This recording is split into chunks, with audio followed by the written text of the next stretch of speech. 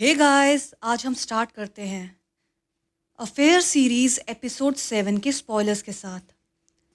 Von कहती है वो बस क्यूरियस थी क्योंकि उसकी सिस्टर एक लड़की को डेट कर रही थी और उसने कहा कि मैं उसकी सिस्टर जैसी दिखती हूँ। तब प्लैंग ने डिस्गस्टेड फेस बनाते हुए कहा, कौन इंसान अपनी सिस्टर जैसी दिखने वाली लड़की के साथ इंटीमेट होगा? और फिर थोड़ा जेलस होते हुए वॉन से पूछती है, वो लड़की कैसी थी? तो वॉन उसे छेड़ते हुए कहती है, मैंने तुम्हें और ज्यादा बताया तो तुम जेलस हो जाओगी। हालांकि इस वक्त प्लैंक बहुत ज्यादा जेलस फील कर रही थी, पर फिर भी वो कहती है, मैं जेलस नहीं हूं, मुझे डिटेल्स जाननी है। तो वॉन कहती है, ज्यादा कुछ नहीं है। जब रात साथ बिताने के बाद हम सुबह उठे तो हमने एक दूसरे को देखा और बहुत हंसे, और बस फिर वो चली गई। बात यहीं खत्म हो गई थी। फिर वॉन प्लैंक को किस करते हुए बोलती है, लेकिन तुम्हारे मुकाबले कोई नहीं है और मैं हमेशा से तुमसे प्यार में थी। अगर हम 13 साल पहले अलग नहीं होते तो कोई और मेरी लाइफ में नहीं आता और ना ही मेरी एक से शादी होती। प्लैंक अभी भी जेलस होते हुए कहती है, मुझे अजीब लग रहा है तुम्हें किसी और के साथ सोचकर। तो वॉन उसे छेड़ते हुए कहती है, तुम्हें अजीब लग रहा है या जेलसी हो रही है? तो प्लैंक आखिरकार मानते हुए कहती है, हाँ ठीक है, मैं जेलस हूँ। तो वॉन उसे अपने पास खींच लेती है, लेकिन प्लैंक अभी भी एक ही सवाल पर अड़ी होती है, उसका नाम क्या था? तो वॉन चुप रहती है। फिर प्लैंक उसकी नेक को बाइट करते हुए कहती है, उस लड़की ने क्या तुम्हें ऐसा किया था?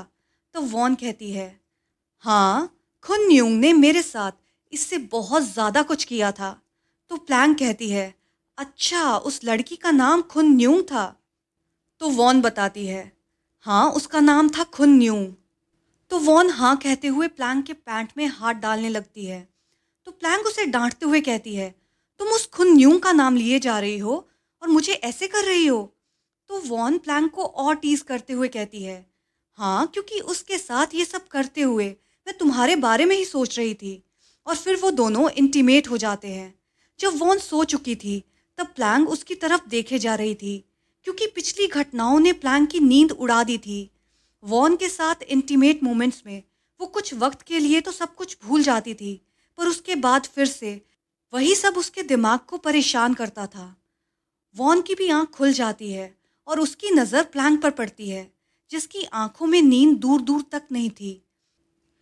तो वॉन उसकी चिंता करते हुए कहती है, तुम ढंग से सो नहीं पा रही हो, है ना? तो प्लैंक बात को चेंज करते हुए कहती है, तुम्हें भूख लगी है? तो वॉन उसे छेड़ते हुए कहती है, भूख नहीं, प्यास, क्योंकि तुम मुझे डिहाइड्रेट कर देती हो। तो प्लैंक एम्बेरस होते हुए कहती है, मैं तुम्हारे लिए पानी लाती हूँ।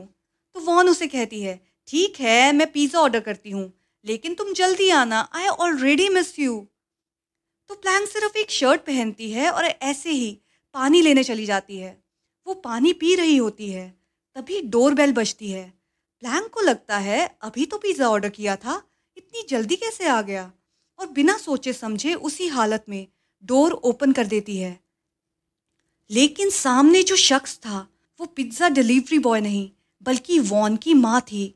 उनको देखते ही प्लैंक घबरा जाती है और अपनी शर्ट नीचे खींचने लग जाती है। प्लैंक को ऐसे देखकर आंटी वी भी उतनी ही शॉक थी। वो दोनों ऑकवर्डली खड़े होते हैं।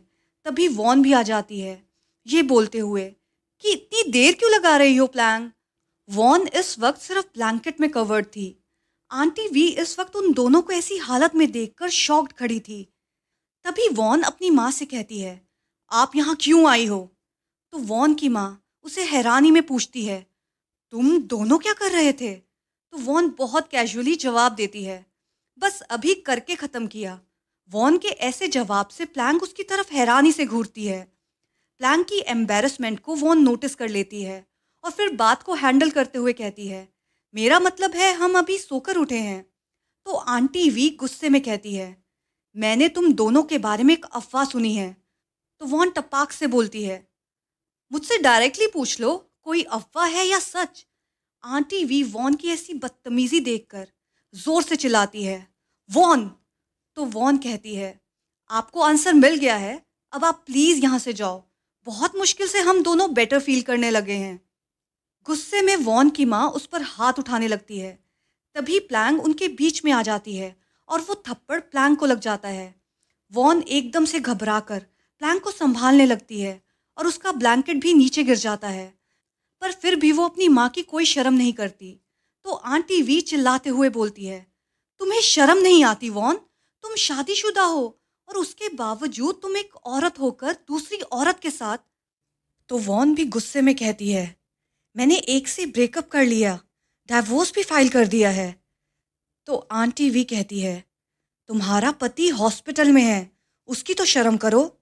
तो वॉन प्लैंक का हाथ पकड़ते हुए कहती है, मेरा कोई पति नहीं है, मैं सिर्फ प्लैंक से प्यार करती हूँ और हमें कोई अलग नहीं कर सकता। तो आंटी वी उसे समझाने की कोशिश करते हुए कहती है, वॉन तुम्हें इसके बारे में सब कुछ पता है, मैं पहले ही सब बता दिया है, फिर भी तुम ऐसे कैसे कर सकती हो? प्लैंक ये सब सुनकर एकदम बोल पड़ती है, आप कहना क्या चाहती हो आंटी? पर वॉन उसकी बात को पूरा नहीं होने देती और अपनी माँ को कहती है, आप अभी के अभी यहाँ से निकल जाओ। तो आंटी भी रोना स्टार्ट कर देती है, ये कहते हुए कि ऐसा नहीं हो सकता, तुम और प्लैंक एक दूसरे के साथ प्यार नहीं कर सकती। रोते रोते आंटी भी जाने लगती है। तभी प्लैंक उनका हाथ पकड़ के रोक लेती है और पूछती है, आपको मेरे बारे में क्या पता है? आप ऐसे क्यों बोल रही हो? पर वॉन बात को काट देती है और कहती है, तुम्हें इनकी कोई बात सुनने की जरूरत नहीं है प्लैंक। पर रोते रोते आंटी वी कहती है, तुम एक दूसरे से इसलिए प्यार नहीं कर सकती क्योंकि तुम दोनों बहनें हो, तुम्हारे पिता एक ही हैं। आंटी वी के मुंह से ये शब्द सुनकर प्लैंक गुस्से में आ जाती है कि वो कैसे उसके महरूम पिता पर ऐसा घिनौना आरोप लगा सकती हैं। प्लैंक के साथ आज तक आंटी वी ने जितना भी गलत किया, पर उसे कभी अपनी नैनी पर गुस्सा नहीं आया था जितना इस वक्त उसे आ रहा था। तभी वॉन कहती है, मॉम आप प्लीज जाओ, और अपनी माँ को बाहर धकेलकर घर का दरवाजा बंद कर देती है। इस स्पॉइलर के लिए अभी इतना ही गाइस, और बहुत जल्द हम मिलेंगे न्यू स्पॉयलर्स के साथ। अगर आपको ये वीडियो पसंद आई तो please like share comment and subscribe to my channel. Thank you.